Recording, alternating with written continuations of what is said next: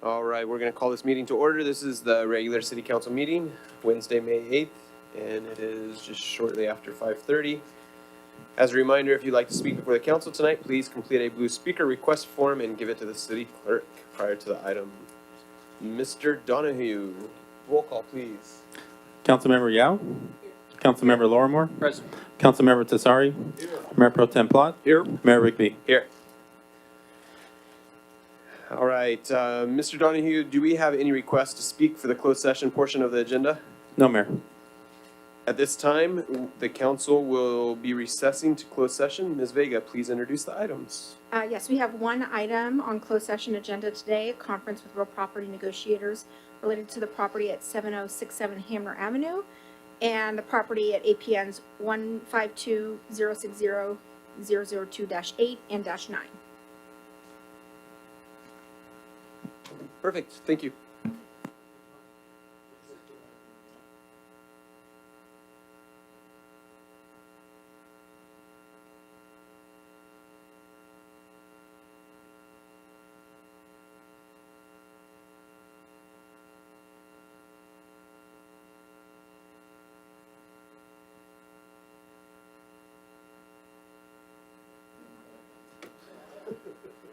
All right, welcome to our regular city council meeting on Wednesday, May 8th. We just came back from closed session.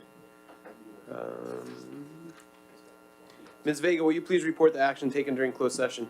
There was no reportable action in closed session this evening. Great, thank you. We're going to move on to item number 2, our invocation. Tonight's invocation will be presented by Pastor Ed Moreno of New Day Church, please.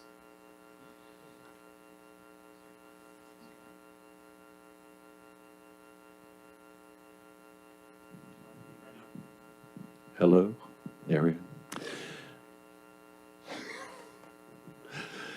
Heavenly Father, I thank you for the privilege of being a part of this community.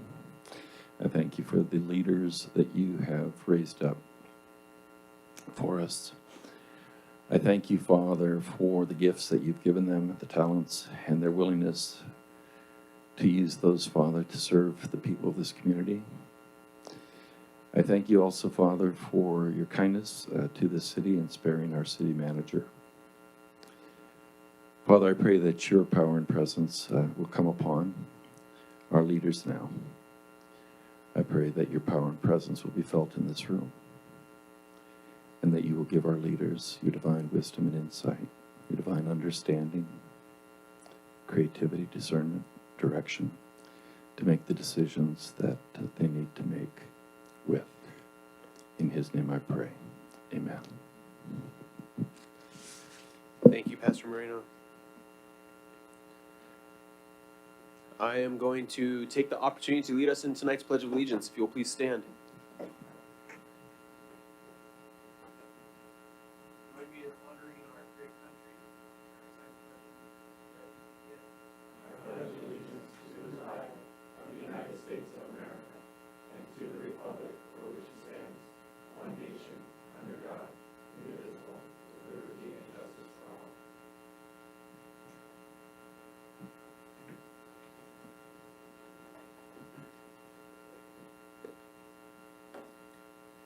Item number 3 is additions and revisions. The council may only add an item to the agenda after making a finding that there is a need to take immediate action on the item and that the item came to the attention of the agency subsequent to the posting of the agenda.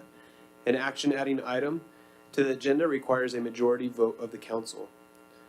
Mr. Donahue, is there any staff member that is requested to add an item? Mayor, we would like to add an introduction of our new contract city engineer, William Hemsley. And we would also like to move item 4.3 to city council business. Perfect, thank you. Is there any council members that would like to add or revise anything? Then I would like to solicit a motion for the 2 items that our city clerk has recommended. So moved. Second. Mr. Donahue, vote please. Councilmember Councilmember Yo? Yes. Councilmember Lorimore? Aye. Councilmember Tassari? Yes. Mayor Pro Tem Plot? Yes. Mayor Rigby? Yes. Motion passes 5-0. Thank you. So we will move on to presentations and announcements, item number 4. Item 4.1 is the introduction of our new city clerk, Mr. Mark Donahue, and I would like to ask City Manager Brian Jones to make this introduction, please. Thank you very much. I would like to introduce and welcome back to the city, our new city clerk, Mark Donahue. Mark has 13 years of public sector experience. He began with 6 years working in the court system, both superior and federal district courts. After that, he began his city clerk career serving in the cities of South Pasadena, Laguna Woods, Eastvale, Rosemead, and most recently again in South Pasadena as the chief city clerk. Mark was previously the city clerk in Eastvale from 2014 to 2016. Mark holds a bachelor's of science degree in operations management from California State University, Los Angeles, and is a technical training for clerks graduate.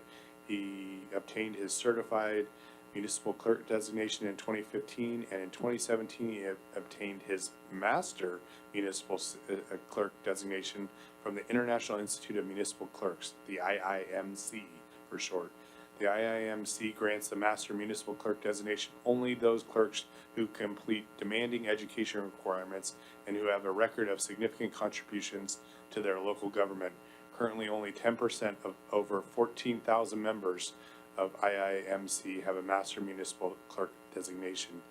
In his spare time, Mark enjoys watching hockey, the Canadian sport, and spending time, even though they haven't won in a couple decades, and spend time with his wife and 3 kids. At least he's not a Dodger fan. Please join me in welcoming Mark back to the city of Eastvale.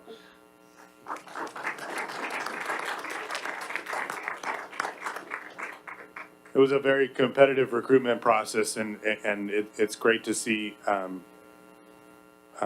talent joining our team and our management team here at the city of Eastvale. And so it was a very great recruitment process. A lot of applications came in for this position, and it's nice to see that people want to come back and work for this great city of Eastvale. So, and he's also a resident here in our city, so that's a nice thing too.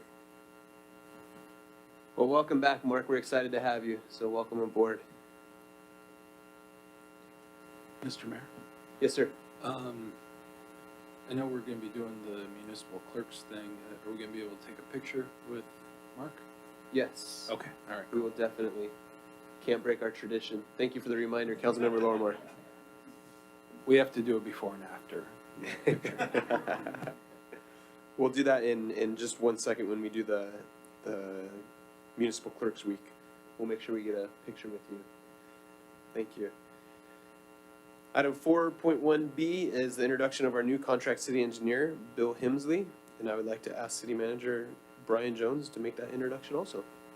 We are very excited to have Bill Hemsley, who is a registered civil engineer with 24 years of experience. Bill graduated from Cal Poly Pomona with a bachelor's degree in civil engineering in 1994 and with a master's degree from the University of California at Berkeley in civil engineering in 1995. Bill has worked with the Interwest Consulting Group, who has our Public Works engineering contract for the last 2 years, helping with contracts with the cities of Palm Springs and Victorville. Before Interwest, he worked for land engineering consultants, City of Yucaipa, City of San Bernardino, City of Redlands, Fernley Town Utilities, and Kennedy Jinks Consultants. Bill enjoys outdoor sports in his leisure, including dual sport riding, maybe not any more than the last topple, dual sport riding, and then boating, golfing, skiing, basketball, and other sports with any of his 5 kids. He's got his hands full. Bill has been married for 28 years. Congratulations. Bill is excited to be part of the Eastvale team to assist with all the activities in this bustling city. So we're very excited to have his skills and talents. And we'll get you his cell phone number so when anything happens in the engineering world, you can text him right away. So, we're excited to have Bill join our Public Works Engineering Contract Consulting Services. Great, thank you, Bill. Welcome aboard too. We're excited to have you. So, great.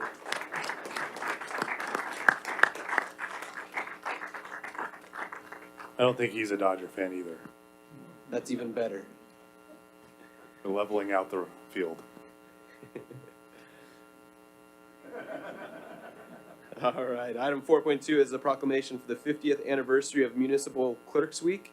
And I would like to invite the City Clerk's Department to the podium to accept this proclamation. If the council will also join me, please.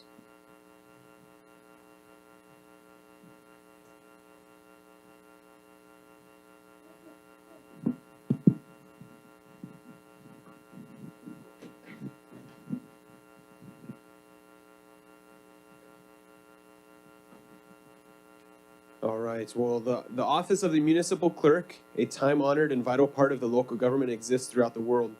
The office of the municipal clerk is the oldest among public servants. The office of the municipal clerk provides a professional link between the citizens, the local governing bodies, and agencies of government at other levels. The municipal clerks have pledged to be ever mindful of their neutrality and impartial, rendering equal service to all. The municipal clerk serves as the information center on functions of local government and community. Municipal clerks continually strive to improve the administration of the affairs of the office of the municipal clerk through participation in education programs, seminars, workshops, and the annual meetings of their state, their county, and international professional organizations. It is most appropriate that we recognize the accomplishments of the office of the municipal clerk. Now, therefore, I, Todd Rigby, Mayor of the City of Eastville, do recognize the week of May 5th through the 11th of 2019 as Municipal Clerks Week, and further extend appreciation to our municipal clerk, Mark Donahue, and to all municipal clerks for the vital services they perform and their exemplary dedication to the communities they represent.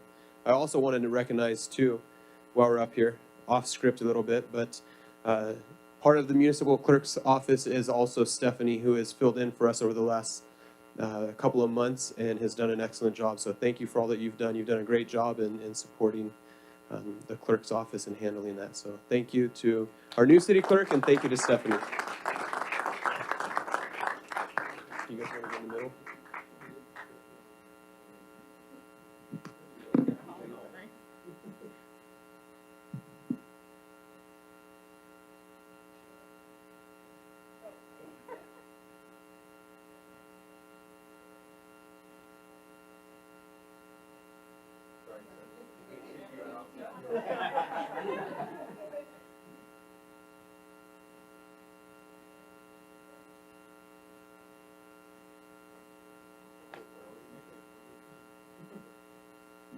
You say you're ready.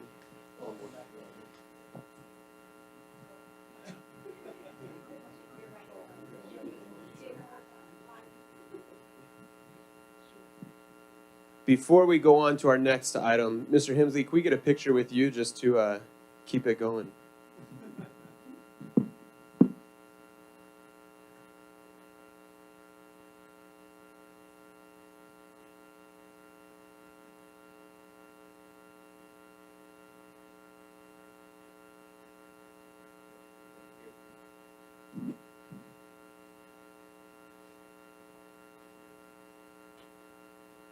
All right, moving on to item 4.4, Mental Health Month. Or May is the Mental Health Month. So mental illness can affect anyone regardless of age, background, employment, education, and income level, with those who are very young and seniors among the most vulnerable. The National Alliance on Mental Illness reports that 1 in 5 American adults experiences mental illness in a given year. 1 in 5 youth aged 13 through 18 experiences a severe mental disorder at some point during their life, and more than 2 million Americans aged 65 and older experience some form of depression. There are treatments, services, and community support systems that are helping many with mental health conditions recover and be able to move forward to lead rich, fulfilling, productive lives. Yes. Friends, family, and community members play an important role in extending understanding and compassion about mental health and in promoting the wellness and recovery of the people living with mental illnesses. The City Council of the City of Eastville, on behalf of its residents and staff, adopts this resolution recognizing May 2019 as Mental Health Month. As the mayor, I also call upon the residents, government agencies, public and private institutions, businesses, and schools in the City of Eastville to recommit our community to increase awareness and understanding of mental health, expand the dialogue about the steps our residents can take to promote mental health and wellness, and foster an understanding about the need for appropriate and accessible services for mental health needs of all of our people. And in doing so, we have a proclamation here. If I can just add one thing, just real quickly on this. I know that too often as a society, we look at mental health as something to be afraid of, something to be embarrassed about. But I think it's important for us as a society to support and to recognize and to help assist any way that we can. So on behalf of the city, we would like to present this proclamation of setting aside May as a mental health month.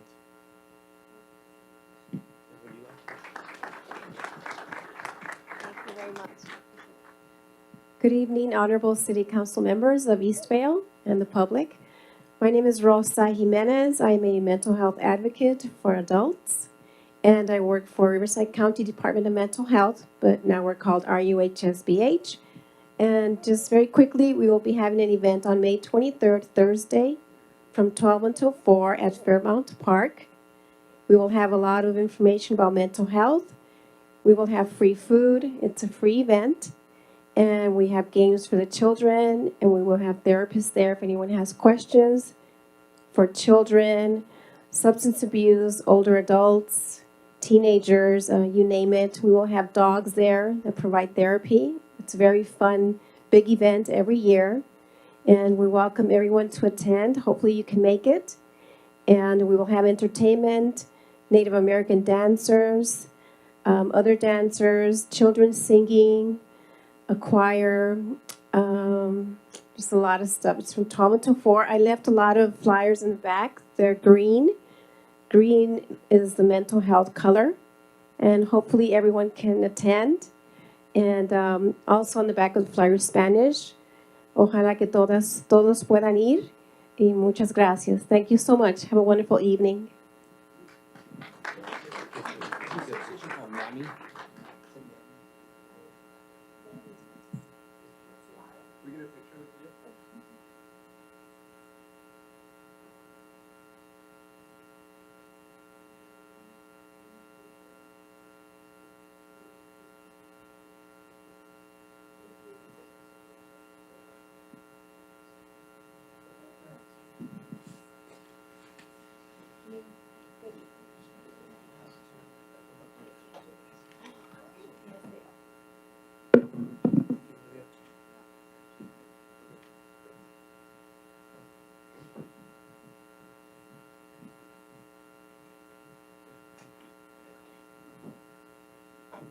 I wanted to make actually one comment on this. I've been to a few NAMI, they call it NAMI sponsored events, and they are awesome to go to, and they're great as far as the education of mental health awareness. You know, one of the things I always remember is that when we were discussing this, it's okay to talk about things like obesity, diabetes, cancer, but there's this taboo that you can't talk about mental health, right? So there's a phrase that I always remember from these events, and the phrase goes like this: "It's okay not to be okay," meaning that you need to be talking about it and let that be known and let that not be a taboo. So I just wanted to make that comment because definitely these events are awesome. So they help educate and they're very powerful. Thank you, Councilmember Plott. Just again, that is Thursday, May 23rd at Fairmount Park from 12 to 4 p.m. So, moving on to item number 5, student liaison report. It was Mr. Brian Medina. There he is. I knew he would come in and make his presence. Thank you.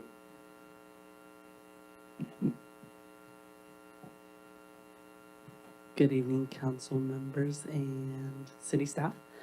First of all, over the 2 weeks ago, the California Roosevelt Future Business Leaders of America chapter went over to Sacramento to compete in a state competition, and we had our first state championships, which some of them included Samantha Gorgivalu, Peter Chang, Alan Chen, and Thomas Rife as well. Thomas, Peter, and Alan got first place in digital video production. Samantha Gorgivalu got first place in sales presentation, a $900 FBLA scholarship, and 9th place in political science. Audrey Tong got 10th place in healthcare administration. Fair Saeed got 10th place in business ethics, and Shaheen Siddiqui also got 10th place in business ethics as it was a team event.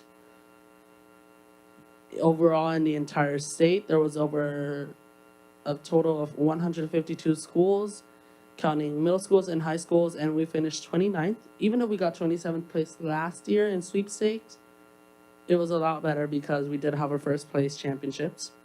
River Heights Intermediate will have 39 of their 55 eighth grader Nation Junior Honor Society members earned $500 scholarships. Only $500 scholarships are awarded nationwide, and River Heights earned 300 of the 52 awarded to the students in California. The annual YEP Community Speaker Day is May 15th. RHIS has qualified to apply for the state recognition of our successful school-wide PBIS multi-tier system and support of the support program. As for Hirata Elementary, end of the year's award assemblies are quickly approaching. Sixth grade A-track promotion will be on the 29th of May at 8:30 a.m., as well as their award ceremony. Sixth grade C and D track promotion will be on the 28th at 8:30. Sixth grade B track promotion will be 6:28 at 9:45 a.m. And that goes as well for East Elementary, Ronald Reagan Elementary, and Rosa Parks Elementary. They are promoting on the same day, the 29th, the 28th, and then the sixth graders at Hirata and East Elementary are going to Knott's Berry Farm to celebrate their promotion. And the PTSA at Hirata is currently using Apex and having a dance-a-thon to raise money for all of their fall festival and field trips. Powder Puff is this Friday. It's juniors versus the senior football girls players that are really excited. A lot of them are motivated to win. Most of them are the seniors because they did win last year, so they think they're going to take it again. Seniors Award Night is on May 16th, next Thursday at 6 p.m. This will include many of the local scholarships that are being given out. June 6th is the last day for regular track schools such as River Heights, Ramirez, Roosevelt High School. ERHS ASB is starting a new thing called Senior Motivational Week. As many know, there's such a disease called senioritis, and I can attest to it. It is very real. It really is. But they're doing it next week, where it's a Senior Motivation Week, where each day it's going to be a spirit week. Like for Monday, it's going to be I beat senioritis, and you basically just have to come in a bummy clothes, pajamas, or whatever. And basically, this entire week is going to be developed just for seniors. And on Friday, it will be our senior luau, where we're encouraging all the students to go. And that's when the recording of, I don't know if you guys have ever gone to graduation on the Citizens Business Bank Arena, on like where they show the score. They play senior messages about like, I thank my mom for everything that she's given me my past 4 years, or high school has been amazing here at Roosevelt, and it's just a really cool thing that they show, and they can record at Senior Luau. Softball made it to round 2 of CIF just yesterday. Track is actually now at CIF championships, and now they're going to move on from whoever wins there will go on to state champions. Volleyball lost their second round of CIF just yesterday. Golf has the entire team and also individual competitors going to compete for CIF and state championships. And then STEM the STEM program did very well at the California State Science Fair at the California Science Museum. Miss Jeanette Bowles earned the California State Science Teacher of the Year, and she got a $2,000 award. Although none of the projects get to move on to nationals, one of the projects received recognition and a $250 check. But it's very impressive that we only had 9th and 10th graders go and compete against 11th and 12th graders, and Dr. Law is extremely proud of them. And I strongly believe that Thomas also was one of those that went to state, right? Yeah. But that's basically it for now. Oh, graduation is June 4th, if you do not know. And I think I got you guys tickets, but I'm not sure. My system was weird. Just a minor thing that graduation's coming up. I mean, no big deal, right? Yeah, no big deal. But it's okay, because Brandon said it's okay to talk about it not being okay, right? So if you have senioritis, it's okay. So, the Senior Awards Night, what day was that again? I'm sorry? May 16th. May 16th at 6 p.m. 6 p.m. Thank you. Also, an email that I received regarding the senior project interviews that's coming up on the 23rd, 24th Are you familiar with that? I sure hope you're preparing your senior project. I don't have to do it because Oh, I you took lucked dual out. enrollment for Norco, Okay. and I finished all my English last year. So I only have one academic class this year at Roosevelt. It's only Life's government. rough, huh? Jeez. No, yeah, I only have one. So just for the council and I guess also for the public, if you're interested in participating in the senior project interviews, you can contact the school and you can participate in helping the seniors out in interviewing them. It's a great opportunity for those of you that have done it before. You can sign up for all day, both days, couple of hours on one day, whatever you're available to do and help with the seniors with the school there. So it's a great opportunity if you're able to make that. Any questions from the council? From Mr. Medina? Great, thank you, sir. Thank you. Moving on to item number 6, public comments. Any member of the public may address the council on items within the council's subject matter jurisdiction, but which are not listed on this agenda during public comments. However, no action may be taken on matters that are not part of the posted agenda. We request comments made on the agenda be made at the time the item is considered, and that comments be limited to 3 minutes per person. Please address your comments to the council as a whole and do not engage in dialogue with individual council members, city staff, or members of the audience. Mr. Donahue, do we have any public comments? Yes. Yeah, we skipped over 4.3. Correct. We move that to city business. Oh, Sorry. sorry. We'll get there quickly. I have a case of senioritis.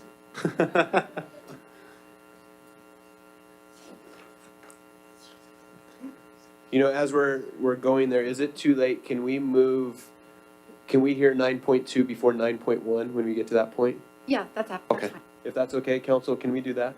Would you guys mind doing that? Sounds good, Mr. Mayor. Thank you. Mr. Donahue, do we have any public comments? Yes, Mayor, we have 3 comment cards. The first one is for Ike Bootsma. Mr. Bootsma, please. Good evening, Honorable Mayor and Council. I really don't know if this is really a council decision, but I think we need to talk to the traffic engineer on the River Road Bridge. It might be a Caltrans. I know we share the bridge with Norco to see about putting K-rails down the center and maybe can head-on collisions. It seems like a fairly dangerous bridge without any center divider, and we had a major accident there, and it's not the first we've had. And I just wonder if there's something that we can do as a city, working with Caltrans or Norco or the city engineer, and see if we can solve this problem. Thank you. Thank you. Thank you for bringing that up. If I can ask our lieutenants, just for clarification, that recent accident was not on the bridge. It was just north of the bridge, correct? Yes, that's correct, but it was actually still in the city of Eastvale. Yes. So the point of that, I know on social media, there was a lot of people that brought up that concern saying, hey, we need K-rails there. But it's very important for us to realize too, that people get information and it's not always accurate. So people were saying on social media that that accident was on the bridge, that it was a very dangerous bridge. The accident was not on the bridge. And just as an update, we did talk with the city manager and myself. We talked with the city of Norco to see if there is something that we can do just to be proactive in that. I know that city staff is already looking into options of things that we can do to help make that area safe, specifically just north of there, because the real danger in that section is not the bridge, it's more of the curve.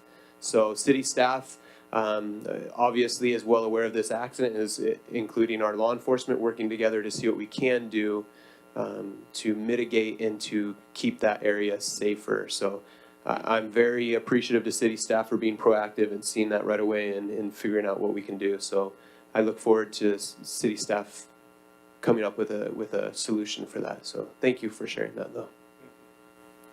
Mr. Donahue. Next speaker is Gail Paulson.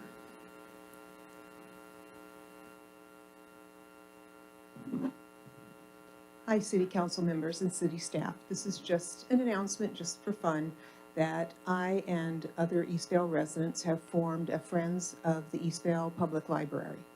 We just got our nonprofit status. We're going to be doing some fundraisers, and I've taken seminars on grant writing so we can write grants so we can get some money to support our library. So thank you. Great. Thank you for doing that. Thank you for taking that on. You're Something we appreciate. Councilmember Plot. Yeah, thank you. I know you've been kind of a hard charger in this and making sure that it gets done. So it's actually exciting to know that you're also taking grant writing classes. So I know you're an enormous advocate for this, and I appreciate all your hard efforts. So, yeah, absolutely. Just to let council know, we are doing a site selection process, and we'll be bringing that back in the, at some point over the summer, to evaluate where do we put a civic center and a library and some options for that. So, we're starting the process of making that a reality. Great, thank you. Mr. Donahue. The final speaker is Thomas Reif.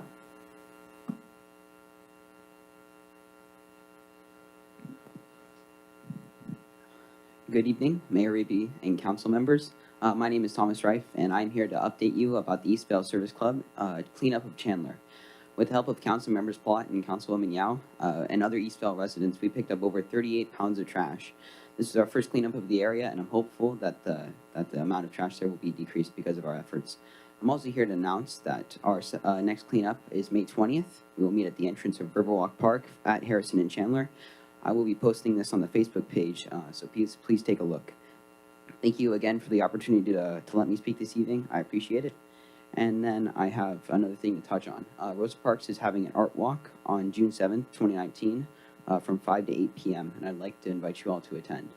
My mother has actually put it all together, so thank you.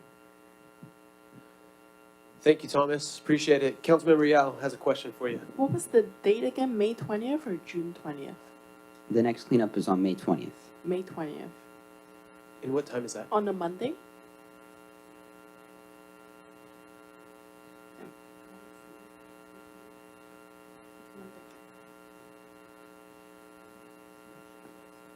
That's okay. Got it. Thank you. So that is May 18th. 18th. And what time is that at? I'm sorry? That'll be at 9 o'clock. 9 o'clock. Thank you. Thank you.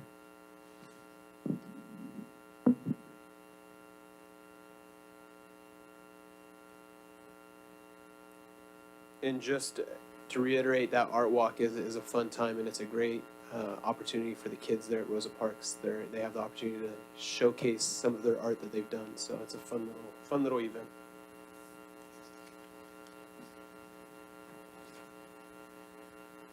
All right, Mr. Donahue, are there any additional public comments? No, Mayor. Thank you. We'll move on to item number 7, consent calendar. All matters of the consent calendar are considered routine and are to be approved with one motion unless a council member, staff member, or member of the public requests separate action on a specific item. Mr. Donahue, are there anything requested from staff to be pulled? No, Mayor. Council? Then I'm looking for a motion. I'll move approval. Second. Mr. Donahue, vote please. Councilmember Yao. Yes. Councilmember Lorimore. Aye.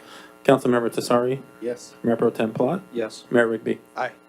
Motion passes 5-0. Moving on to item number 8, public hearings, and this evening we have no public hearings, so we'll move on to item number 9, and once again, we're gonna move to item 9.2, which is Public Safety Commission appointment, and we will turn to Councilmember Tassari to present this item. Well, first of all, this is, for the years that I've been involved with the city, this is probably the best group of applicants I've seen. There were some really exceptional applicants. I would encourage all of my colleagues to take a look at them should you guys have a vacancy in the future. The person I chose has about 2 decades of public service. He's a Marine combat veteran, small business owner, and currently serves as an investigator for the Los Angeles County Sheriff's Detective Division.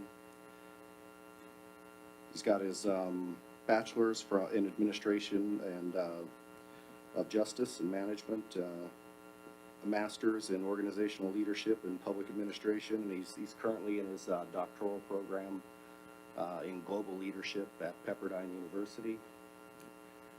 I'd like to introduce our newest member of the Public Safety Commission, Ken Fitch.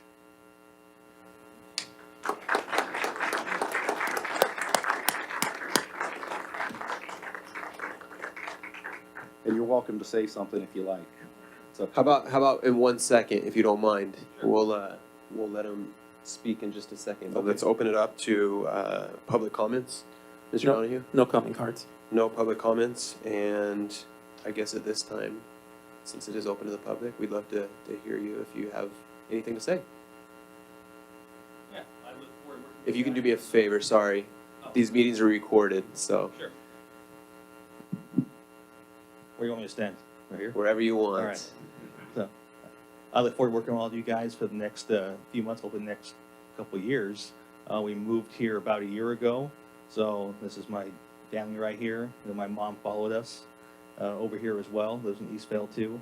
So my son starts school in June Eastvale Elementary, so we plan on being here for a very long time. So for me, this is the opportunity to be involved in the community that I plan on living in till, for at least my kids grow up, and to be able to make it safer. And this is a very exciting time to be involved in this because we're exploring our own police department, and I like to have a say in that and use my expertise and my past experiences to guide that decision. So I think with the chance, Joe, thank you for nominating me. And so far, everyone's been very accessible. Jocelyn, thank you as well for all the guidance so far. So, thank you again. I look forward to this. Welcome aboard. Any discussion from council? And before the picture, to make it official, I would like to solicit a motion on this. So I move. Second. Mr. Donahue? Councilmember Yao? Yes. Councilmember Lorimore? Aye. Councilmember Tesari? Yes. Mayor Pro Tem Plot? Yes. Mayor Rigby? Yes. Motion passes 5-0. Now it's official. Now we can take our picture.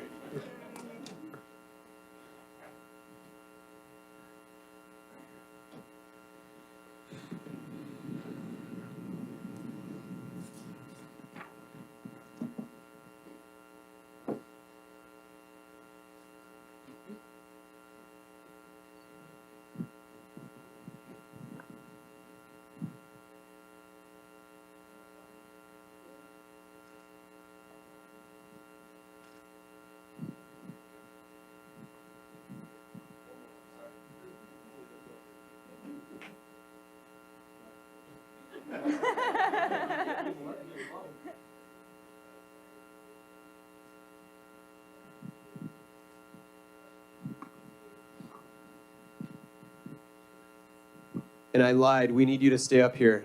To make it really official, you have to get sworn in. So.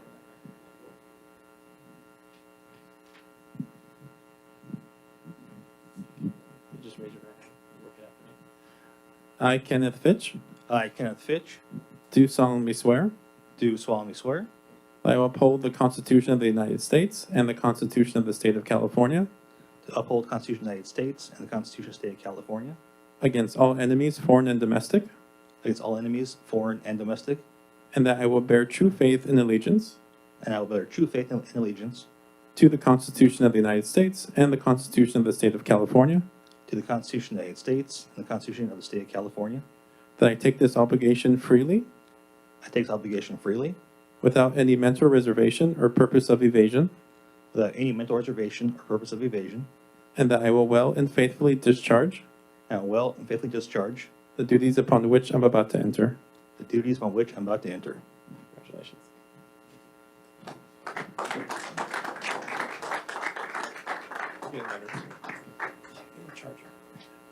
Now it's official. Welcome aboard. Glad to have you.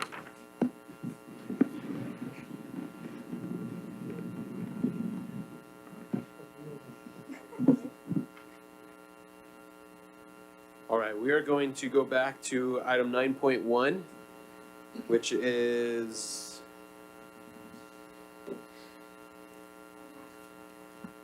I'm sorry, 9.1, Ms. Vega, will you please introduce this item? Yes, thank you, Mayor and council members. This evening, we have an ordinance before you that makes some updates to the city's business registration ordinance. I drafted this at the request of Finance Department staff who, after assessing the way the business registration currently works, determined that it would improve efficiencies if we moved from having all business registrations expiring at the same exact time to a rolling system based off of the date that they come in and apply and get their business registration approved. I checked with the staff, and as of today, they've pretty much completed the renewal process for the current year. And as a result of that process, there's over 3,544 business registrations in the city, with 985 of them actually having finally completed the approval process. So if you can imagine doing that all within a 3 to 4 month span, it takes up a lot of Ernie's staff's time that work on business registration. And so we've drafted an amendment to the ordinance that allows us to occur on a rolling basis, and have timed it so that we have a lot of lead time with these businesses that have just gotten their renewals to get out informational material to them and convert them onto this new rolling system, and giving them the options if they need to request a specific month if they would like. If not, they'll be assigned a month by the city so that we can get this in place and ready for the next year. There's a few other cleanup amendments that are included in here as well, including eliminating a requirement that all home occupations receive an inspection. That provision is not currently enforced. And as you can imagine, most home occupations involve nothing more than materials you would see in anybody's house, whether it's a desk, a computer, a printer, or a kitchen. So inspections are still done for businesses that require different things, such as upgraded, commercial equipment in the kitchen for a food-based business or other things. But just as a standard rule, we'll no longer require inspection for all home occupations. And then a few other little cleanup requirements, just for consistency purposes, including, if we have a street address, we don't need them to provide their APN as well, and minor things like that to give staff a little bit more flexibility. If you have any questions, I'm happy to answer them at this time, or Ernie can answer questions as well. Thank you. Do we have any public comments on this item? No, Mayor. Council, any questions or comments? Councilmember Lorimer. Thank you. Thank you. It looks like some great cleanup work. The inspection process, it's going to instead, as you were saying, is going to be kind of up to the discretion of staff. So I'm understanding. It's being amended to match current practice, essentially, is what Okay. it is. If they come in and they need another type of permit based off of modifications that they're making to their home, say, then we would do an inspection as a part of whether it's an electrical permit or something along that line. The building department would go in and do an inspection. But we don't do, and the city does not do, uniform inspections for every single home occupation currently, despite what the code says. And there are some legal issues with doing that in terms of withholding a business registration from someone based off of a uniform requirement that doesn't have any sort of nexus to the nature of the business, and why you would need to go into their property to do an inspection. And a quick follow-up to that. So this is separate from the rental registration Yes, it processes? is. Okay, excellent. I appreciate it. Thank you. Sorry. Thank you, Mr. Mayor. So under the policy, we would still have the ability to go and inspect if, say, a complaint came in regarding the practices or maybe the business is out of compliance with what they originally registered. Yeah, so if we get into a code enforcement situation, inspection is always an option, and depending on the nature of the violation, it may require an inspection warrant, but there's always the ability to go in and do an inspection if conditions warrant. We're just not going to do it as sort of a blanket uniform requirement up front without any showing of a need based off of the nature of the business to do an inspection. Thank you. Which in my mind totally makes sense. So I'm glad to see this, glad to see us doing this. Are we looking for a motion to approve this? Yeah, so the motion would be to approve the first reading of the ordinance, and then it'll come back for second reading on consent calendar at your next meeting. So it's in the recommended actions, has the language of the motion in the staff report. Okay, I would solicit a motion on this item then. So moved. Second. Thank you, Mr. Donahue. For a vote, please. Councilmember Yao? Yes. Councilmember Lorimer? Aye. Councilmember Tesari? Yes. Mayor Pro Tem Plot? Yes. Mayor Rigby. Yes. Motion passes 5-0. Moving on to item number 10, city manager and staff reports. We have a lot going on here. This past weekend, we did a CERT training and 23 people went through the program, May through 3rd through 5th. I believe it was about 19 or 20 of them were Eastville residents, so great turnout from the Eastville residents. We have a residential cleanup, so if your spring cleanup time is fast approaching, on May 18th, you can do that, and there's more information all over our calendar and social media for the residential cleanup. We have scheduled a financial priorities community workshop on June 4th at 6:30, and so a media release or a posting of that went out this morning, and this will be after the 2019-2020 budget is adopted, so this will be just a conversation to continue the conversation. The State of the City is planned for July 17th and 18th.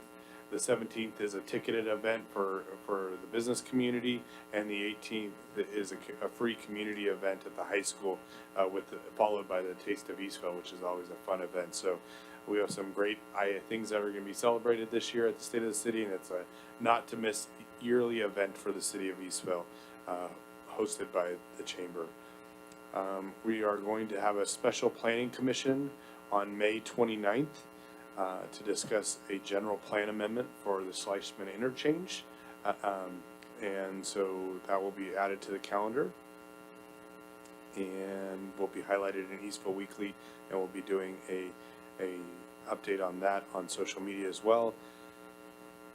We have been working with the Estancia Neighborhood Community HOA, and the high school traffic has been cutting through that neighborhood to at pretty high rates of speed, and so we're going to do a pilot project for the remainder of the school year to close a portion of that roadway with a temporary barricade and evaluate how that has impacts in other areas, and then come back to the HOA and visit with them a little bit about that.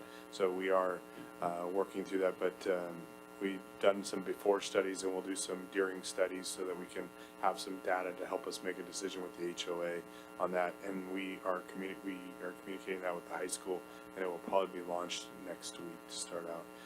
The Business Success Roundtable is May 28th. So the Business Success Roundtable, it's for small businesses this time. So if you need any more information, you can reach out to Kimberly Wright, our Economic Development Manager. But we also wanted to highlight that the dam upstream from us that is controlled by the Orange County Flood Control is full of water, and they're going to be releasing large quantities of water starting soon. So please be very careful if you are in the river bottom, because waters could rise really quickly down in there. And we are working, our Riverside Sheriff's Office as well as CAL FIRE, Fresno County, and the emergency operations team is all working throughout the river bottom to communicate to anybody that's down in there, not in our side because we don't have anybody down there, but in the Rupa side to let them know that their water will be rising really quickly. But if you're down there for recreational purposes, just be really careful down there. We had to do an emergency rescue Saturday or Sunday night or something like that for somebody that got stuck down there in some mud. So it's a pretty expensive endeavor to get rescued down there. So, but we have all the great emergency responders that can come out and take care of that. So we have a flower vendor for Mother's Day that's right on the border of our area. We've had a lot of complaints that the flower vendor is in the city of Eastville. It's actually in Ontario on the other side of the border in San Bernardino County, but it's right at Belgrave and Sumner. So if you need Mother's Day flowers, they are over there, but it is not an illegal street vendor in the city of Eastville. It's right on the other side of the border. But we've been having a lot of people call in and let us know about that vendor. But the good news is we have our first legal street vendor that will be setting up near Hamner and Limonite here pretty soon. So, and last week we had an amazing prayer breakfast at the New Day Christian Church where Bill Newberry had a great along with all the pastors and even our mayor, had some pretty profound things to say. It was a great blessing for all of us to be there. So that prayer breakfast was great. And then last week we attended the SCAG General Assembly, and I'm sure you guys will elaborate more on that. But that was a great event as well, where all the region came together to focus on innovating our region. So that's the wrap. Thank you. Just in general regarding just code enforcement issues, are we working collaboratively with our adjacent jurisdictions on things like that? We do work collaboratively with them, yes. And so, for Ontario, that's out in the country. But we are reaching out to them. And our residents can also reach out to Ontario Code Enforcement to let them know that it is there, because it is also an illegal operation in their communities. I think just in general, it may take a collaborative effort to We are. combat those, because that same area goes back to what the sheriff's department dealt with a number of months or even possibly years ago. There was a homeless encampment there that when the sheriff's department came, they would move a foot over and say we're in Ontario. When Ontario would come, they would move a foot back over and say we're in Eastville. And it just became a big circle thing. We're working on it. Awesome, thank you. We'll move on to city council communications and reports, and if we can, we'll start with League of California Cities. Yes, thank you. I'm looking over some notes here. We had our state board meeting recently, since our last meeting, and that involved a fly up to Sacramento. It was an in and out sort of thing. I was up there, left here in the morning before 6 o'clock and got back before 6 o'clock. So up and down, but had the state board meeting up there. They were talking about the adoption of the goals for this cycle, and a lot of the discussion was around housing, the housing crisis that we're facing in this state, and the legislature's moves to address that and what that means for local governments. And there is a disconnect between local control versus mandates from the state. So it's something that still needs to be worked out. I can't say that any consensus was arrived at among the different cities even as to how to move forward. But it is one of the major discussions happening this year. So not a whole lot to report of actionable items out of that meeting, but it was more of a setting of the playing field and direction to the lobbyists for the league fighting on cities' behalfs up there, including ours, because we are a member of the league. But that concludes my report for the league at this time. Thank you, and as City Manager Brian Jones mentioned, we were recently at SCAG, which we're moving on to now for an update. And if my colleagues don't mind, rather than us all, since we all had the opportunity to attend SCAG, if we don't mind, if we can just have our delegate, Councilmember Lorimer, just give an update on that conference for all of us. Well, it was a great event. I believe it was actually record breaking, as it seems to be every time we have it. It was the General Assembly took place in Palm Desert this year. So all the cities within the SCAG region, which is Southern California with the exception of San Diego County, attended. And but I will give kudos to those in attendance here. The city of Eastville had a very strong showing. I don't know how many other cities can say that all council members were present, maybe with the exception of the host city over there in Palm Desert. But it was a great event, great speakers, great opportunity to learn and share ideas about governance practices and new ideas coming forward. I really enjoyed seeing everybody out there, and I'm hoping that everybody took something away from it in a positive manner. And but I would actually, I appreciate that. I would love to get any feedback though that you guys had while you were there. But that happens. So it was a 2-day, 3-day for me conference out there in the desert. I sit as part of SCAG. I represent the cities of Eastvale, Norco, and Herpa Valley. It is broken into regional council districts. That is our district, a district of approximately 200,000 people. And so that's District 4, which I represent, to the regional council at SCAG. SCAG is an agency, Southern California Association of Governments, that deals with collaboration on transportation issues, housing, and the like. The body is, it is a metropolitan planning organization. It is the largest in the country. It is mandated by the federal government so that transportation plans between counties, those of us that live here, many of us are commuters. If you're commuting into LA or Orange County, it needs to be seamless while we're driving, right? You don't necessarily know when you're crossing between one county and another, and transportation agencies don't always do a good job of talking to each other. But this plan mandates that they do, where these transportation plans from the different transportation agencies get together and marry those up. And then that is sent to the federal government. Part of the funding that we get for large transportation projects comes from the federal government. Anyway, so going into the weeds on it, but that is what SCAG is about. And good news, and I reported it at the meeting I was told at this last meeting, but looks like this will be the third year in a row that I'm being reappointed to head up the legislative committee for SCAG, which is truly an honor, and so I'm looking forward to that. But anyway. Great. Thank you for the report and congratulations. Does anyone have anything to add regarding the conference, any feedback or anything that they would like to share? I thought it was a great conference. Very good.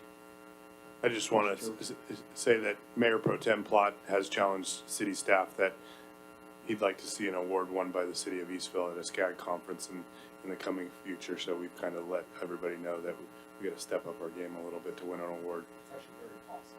It is. Yeah, it could happen in 2 years. Well, good. I look forward to that. WRCOG. We actually didn't have much business. We had a legislative update. Went over a few bills that are pending in Sacramento. One of them is AB 392, and it has to do with police officers and deadly force. That was sponsored by Assemblymember Weber, and it would redefine the circumstances under which a homicide by a peace officer is deemed justifiable. So, once again, it's back to that old changing the standard from objectively reasonable to necessary. So we all know what that can do when police officers are out there doing their job and have to engage in action that takes human life. So that was one of the league is in opposition to that. So we actually sent a letter of opposition to the assembly. So we're hoping that that'll get pulled. One of the others was AB 356, and that's it's a cannabis bill. And what it would do is it would require all local jurisdictions whose voters supported Prop 64 to issue a minimum number of local licenses for cannabis retail shops. So in our situation, fortunately for us, the city of Eastvale voted to oppose Prop 64.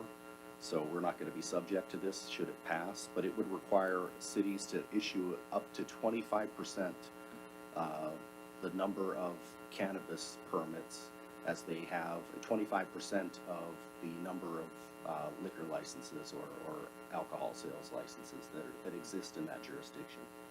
So that's a pretty significant number when you consider that you have all these restaurants that sell beer and wine and grocery stores, convenience stores. So that would be a pretty big number.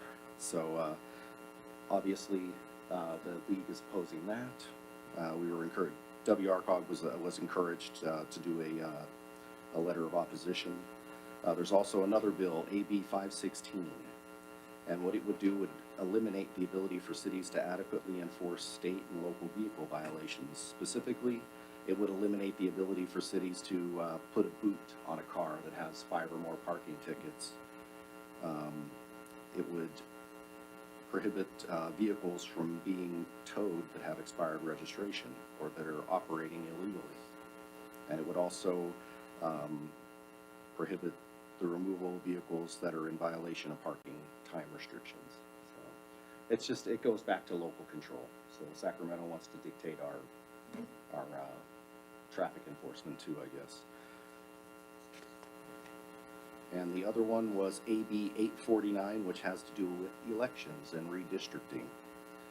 What it does is it completely overhauls the districting and redistricting process for counties, cities, special districts, and all school boards, including every factor currently used to draw districts.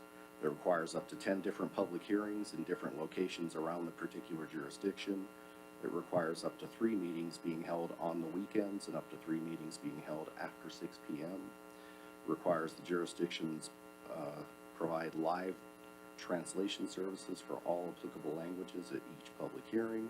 It requires that the jurisdiction create a report and post it 2 weeks after maps are adopted to show in detail how the agency complied with the law, and requires that the agency create a standalone website and maintain the website for 10 years. It mandates that each public hearing be recorded, transcribed, and posted in all applicable languages, and requires that all meeting agendas be posted 5 days ahead of each meeting, requires that all draft maps be posted 7 days ahead of each meeting. So there's a number of other things, but it's going to incur a lot. It's another unfunded mandate. There's not going to be any money that's provided by Sacramento, and all these municipalities are going to have to absorb the cost of doing all this. So those are some of the bills that were talked about, and we didn't favor any of them. That's all I got. Wow, that was a very thorough and good report. Thank you. Councilmember Lower. There's a first time for everything. Todd threw curveball there, wasn't ready for it.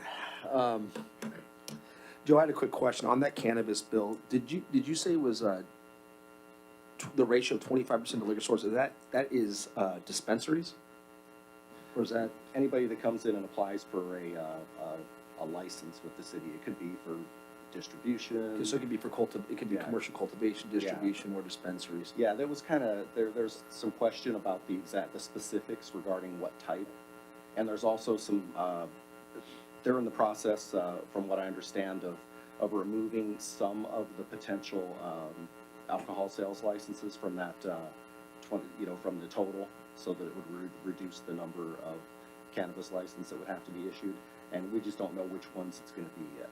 Whether it's like grocery stores and they take them out of the equation, or if they take restaurants and dining, we're not sure. It's still up in the air, and they're. And this is only the subject to the cities that approved it from there, right? Correct? Well, it's in the assembly right now. Yeah. So. Interesting. Thank you. Thank you. Riverside Transit Agency. No comments. Western Community Energy has not met since our last meeting. Northwest Mosquito and Vector Control District. We haven't had a meeting since our last meeting. Thank you. Riverside County Transportation Commission. I sat in for Councilmember Lorimore today on that. There were a couple things that were discussed. One was on the 60 freeway. They are getting ready to do the groundbreaking through the pass. They're going into going into Beaumont there, that they're going to start. They're adding a truck lane on each east and west side of the freeway. But the part to note is that's supposed to start May of this year. So it's actually supposed to start fairly quickly. They're doing a groundbreaking in June. The anticipated completion is the end of 2021. There is going to be a 6-month 1-lane closure on the eastbound side, I believe. So just make sure that when you're traveling that way that you're keeping that in mind, that there's going to be a good portion of that that's only going to be 1 lane eastbound. So, I'm sorry? Yeah, take the 10 if you're going out that way. We also talked about, and there was a action item of the Logistics Nexus fee study, which was presented. There were some people that were against it. because of potential of imposing a fee. And the main argument against it was making sure that there was the fair share, that it wasn't just a blanket fee that's put across to everyone, but there was a misunderstanding because some people were talking a long time about the fee portion of it, but this was not about the fee, this was just about the report portion of it. So the report did get approved, and if they decide to impose a fee, it will be coming back to the board for approval.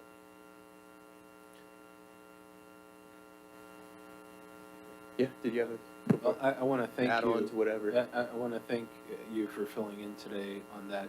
Normally, I'm there, and he got a very long meeting today. Usually they go for about an hour, and This was apparently 3 hours. This one was 3 hours, so I'm appreciative of you doing that. I had a work commitment that I could not get out of, so thank you.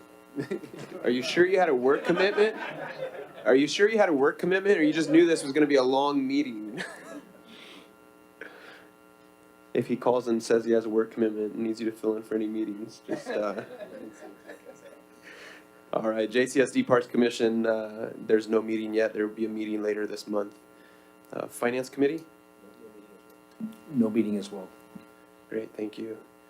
And Council, we'll start with Councilmember Tsari, if you have anything. Well, we forgot the Conservation Authority, so I'll go ahead and go Oh, with I'm that. sorry. Western Riverside County Regional Conservation Agency. It's right here. I already checked it. Sorry. All right, we're gonna go with everybody's favorite, which is what's the protected species of note for that particular meeting? And it was the lemon lily. The lemon lily is native to the southern United States and northwest Mexico, and it's found in San Bernardino, San Gabriel, San Jacinto, and Palomar Mountains. Oh, hey, there it is. It's up on the screen. So it grows in moist areas and mountain habitats. Threats to the species include recreation, flooding, and the loss of old growth forest, and the collection of bulbs for horticulture. That can grow up to 6 feet tall. It flowers from summer all the way to fall. And it has a large, bright yellow petal, which you can see, and its flowers are pollinated by hawk moths, which I think are 3 different species or types of hawk moths, from what I recall. But the most important news that I have from that meeting was actually good news, and that was we had a finance presentation, and their agency's finance director is recommending a 12% cut in permit fees. So I was pretty impressed with that. So they're apparently doing pretty well financially, that they're able to offer a reduction in the fee structure. So I was pleased to hear that. And that's all I have, Mr. Mayor. Thank you. Thank you, Councilmember Young. I had a work commitment, which was why I couldn't make it, but yeah, no, the meeting was not 3 hours. Good job. So since you missed a meeting, it looks like Councilmember Tsari upped the game and not only shared the species of the month, but had it up on the screen too. So next time I have to do that as well, yes. Mayor? Yes, sir. Well, I just want to say kudos on being up on the screen. That's like next level stuff. I know, I didn't. But I am curious. So the 12% permit, what kind of permits are we talking about, Joe? It's whatever building permits are associated with Really? that go through the Conservation Authority. I don't know what they have to do with it, but that's what they presented. They said that they were recommending a 12% decrease in the permit fees. Wonderful, thank you. Councilmember Tsari, do you have anything additional? I feel like I should the way you asked me that, but I'm giving you an opportunity. but I do not, except it was a great conference, and congratulations to Mr. Fitch, Commissioner. So that's all I have, Mr. Mayor. Great, thank you. Councilmember Yao. Not really, as a lot of, as the city manager has covered. We were at the Prayers Breakfast, and we were also at the SCAC Regional Conference, which it was my first time there. I know a lot of you have been there before, but it was my first time there, and it was a great learning experience. thank you. Thank you. Both Councilmember Tesari and Councilmember Yao said they don't have anything, but continue to go on. Councilmember Lorimer, do you have something, or do you want to? No, I'm good. Are you sure? Well, now that you mentioned, no, I'm Councilmember Plott. Yeah, this Saturday, actually, this Saturday is the Eastvale Chinese American Association Mother's Day celebration, and which will be, if you are able to attend, it's at Harada Park at 2 o'clock, and it should go till about 8 o'clock-ish. There is one other event that I think is really neat, and so one of our local businesses, who's a veteran-owned business, is CrossFit, or Eastvale Athletics, but CrossFit Eastvale, and they do something really cool. All CrossFit gymnasiums around the United States, they do something really unique where on Memorial Day and Labor Day, they recognize veterans, and there's certain what they call WODs, workout of the day, and they name them after veterans that have either ceased or have sacrificed their lives. And so there's breakup in workouts. But what's neat about this event, that's actually on Memorial Day, on Monday, usually everyone in the United States will do the same exact workout, right? And we'll have it at their home gym. Well, what Eastvale Athletics is going to do is they want to kind of expand it out to people that either want to watch or be a part of, and they're going to have it at Silver Lakes. And what it is, the workout's called the Murph, named after Michael Murphy, so who's obviously very famous, right? And so the American Sniper. And so all scholars, basically all donations will go to the Michael Murphy Scholarship Foundation. So it's an awesome thing to watch, because you have a lot of people from all over that'll come to the event. And it's going to be, instead of being in a little gym, it'll be outside at Silver Lakes, and it'll be an awesome thing to be a part of. So just throw out the invitation out to anybody that wants to go and watch or either attend, but it'll be a neat event. And it's a way to kind of honor our veterans. So I will be participating. This is a tough one, but I'm only going to participate. This is one of my ones I dislike the most as far as what you have to do, but it's fun. Yeah. Thank you, Councilmember Plott. Councilmember Plott also participated in one over the weekend and did an excellent job. So great job with that. Still suffering. Not fun. I just got a couple of quick things. I'll try and make it brief. A couple weeks ago, I had the opportunity to participate in the Donate Life 5K event and run. Herb, I shaved 45 seconds off my 5K time on that one, but I think the real reason that I ran faster in that, and that's what I wanted to share a little bit on, is the why of that event was so special. The Donate Life. They had opening ceremonies for that event where people talked about their story. They had Alex Boyer come and perform, and he shared how he got involved in the Donate Life, and just shared all about the whole program. And as you're out there running with thousands of people, just realizing why you're running, I think that motivates, really motivates you. So it was a touching event, a great event, well participated in, just a really good time. Earlier this week, Mr. Jones and I had the opportunity to meet with Rupa Valley and Norco, and I apologize to Councilmember Tesari for not communicating this to you earlier, but we met regarding the power lines, trying to underground those. These are the power lines that are going through basically Jurupa and Norco into Riverside. So they don't come through Eastville, but it impacts Eastville because that sets a precedence. We have other lines that they're proposing, that Edison's also proposing to put above ground. So we're joining powers with the other cities to hopefully influence SCE to underground those lines. On the 14th, there is the town hall meeting. So if you're able to participate in that. Last two quick items is I know we mentioned briefly, or I mentioned briefly, and Councilmember Yao was in attendance of the Eastville Orchestra Symphony's first performance. I've since been contacted by them, and they would like to ask us to recognize them as our official Eastville Orchestra Symphony. And in order to do so, we would need to do a resolution. So I'd like to ask my colleagues if that would be something that we would consider to do, to make them our official Eastville Orchestra Symphony. And a couple of reasons why they're asking for that. They're basically a self-funded nonprofit organization. So as they say that, hey, we're the Eastville Orchestra Symphony, it helps them to get donations. And it helps them just to have that that notoriety of having the city behind them.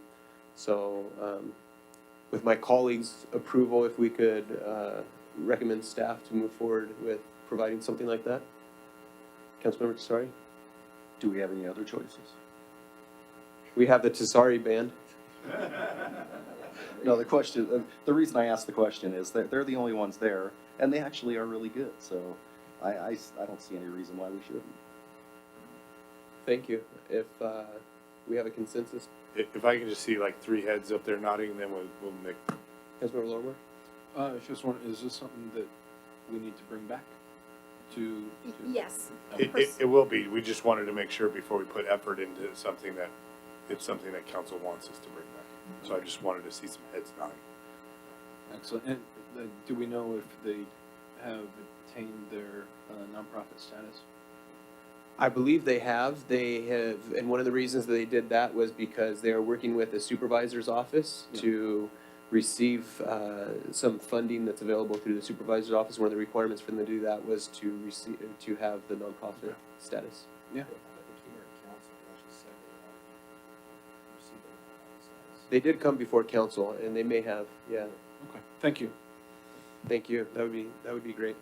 The last thing that I have is City Manager Brian Jones and I met with Animal Control today. We went out and toured their facility. It was a great opportunity to see their facility as well as to build that relationship and partner with them. One of the things that they did extend is to any of the council members or anyone that ever wants to see that facility or volunteer in that facility to contact them. They'd be more than happy to give you a tour in there. But another thing that I wanted to run across my colleagues for approval is that if we can request to have animal control come back to come to a council meeting, coordinate with staff to give an update as to what they're doing, where they're at, and just provide council with an opportunity to ask any questions. One of the things that we did, or that we are looking at in our budget, is to increase that service. So I think it'd be a great opportunity for us to just have them come and do a presentation and share a little bit of what they're doing, where they're at. So if that's of interest of the council, if we can ask staff to coordinate that and to coordinate having them come and do a presentation. Mr. Mayor, have they participated in any of the recent town halls? I know they used to.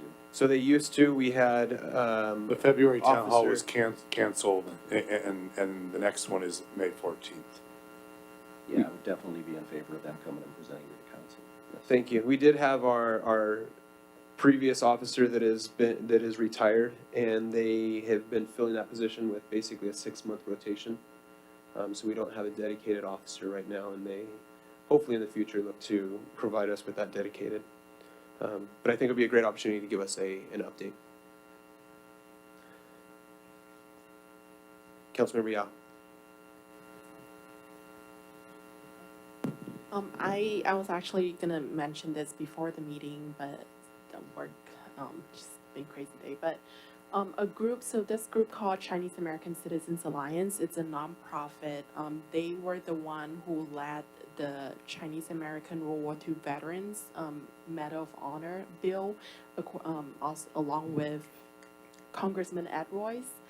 He was the author of the bill, Congressman Ed Royce, who is no longer a congressman, but he did that last year, and it was signed into a bill by President Trump a few months ago. And as Memorial Day is coming up, they actually sent me an email requesting for a proclamation. I just never had the chance to forward it to you, Mr. Mayor, but if that's something that we're interested in doing, they would love to have that soon because Memorial Day is coming up. Yeah, I think that would be very good. If you can forward that to me and Absolutely. CC Brian. our city clerk, Okay, perfect. and I'll then do they'll that. make sure that they get that taken Sounds care of. good. I think that's something that we'd be more than happy to do. Sounds good. Thank you. Anything else? Then we will go ahead and adjourn this meeting, and the next meeting of the Eastville City Council will be on May 22nd at 6:30 p.m. This meeting is now adjourned. Thank you for being here.